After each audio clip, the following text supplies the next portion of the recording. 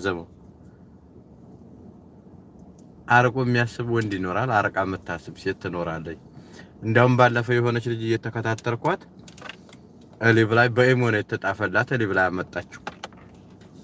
ይቅርታ እሺ፣ ችግር የለውም ለጨዋታው ድምቀት ብዬ ነው። እሺ እሊብ ላይ አመጣችው።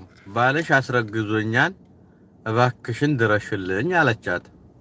እሰይ አበጀ እንኳን ያስረገዘሽ፣ እኔም ብናደደው እሷ አርግዟል ብትይ ነበረ ብላለች ማለት ነው።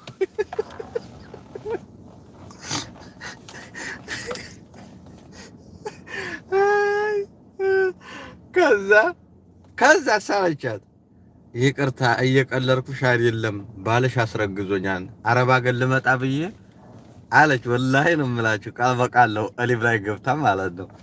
አረብ አገር ልመጣ ብዬ ያንቺ ባል አስረግዞኝ ነው እና የቀረሁት አለች። ከዛ ጀግና ሴት ናት እንግዲህ ባሏ ምን ያህል